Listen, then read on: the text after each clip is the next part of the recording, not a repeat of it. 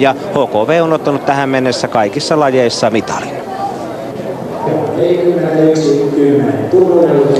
Miehet 19 vuotta ja 4 kertaa 100 metriä. Raahen Vesa radalla 3, Turun Urheiluliitto radalla 5 ja Karhulan urheilijat radalla 6 lienevät suosikkeja. Raahen Vesa oli ensimmäisen alkuerän toiseksi nopein 43.61 ja heidän ensimmäinen viestinviejänsä on kuvissa näkynyt Jaakko Thornberg. Turun Urheiluliitto puolustaa mestaruuttaan alkuerien nopein 43.01 ja Turun aloittajana Jyri Virta. Ja radalla 6 puolestaan juoksee siis Karhulan urheilijat, jonka ensimmäinen viestinviejä on Teemu Pohjalainen. Karhulan urheilijoiden voittoaika toisessa alkuerässä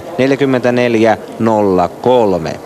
Suomen nuoret ovat juosseet maajoukkueena tällä kaudella ajan 40.68 Saksassa kesäkuun lopussa. Ja nyt katsotaan, mitä tapahtuu sitten näiden kisojen 5. SM-finaalissa. Mukana on alun perin ollut vain 9 joukkuetta ja ainoastaan Lahden Ahkera karsiutui loppukilpailusta.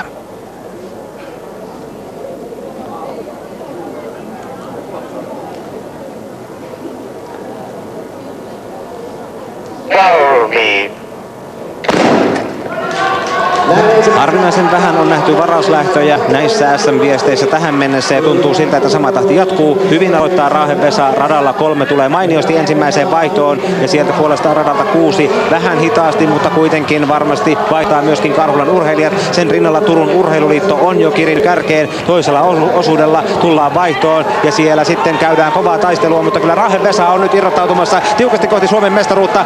Seuran mittavat urheiluperinteet Merenrantakaupungissa ovat saamassa komealta jatkoa, kun ankkuriosuudelle Mikael Joentakainen lähettää Timo Aakon ja Raahen Vesa on tulossa Suomen mestaruuteen. Ykkössiä vaihtuu, jos ei Turku pääse lopusta ohi ja tuleehan sieltä ankkuri tuo Turun voittoon. Näin käy, että Turun Urheiluliiton Teemu Linkosaari pitää kuitenkin mustat värit kärjessä. Loppuun asti käydään kovaa taistelua ja Turun Urheiluliitto on Suomen mestari ja Raahen Vesa joutuu taipumaan lopussa, vaikka taisteli hienosti maaliin saakka.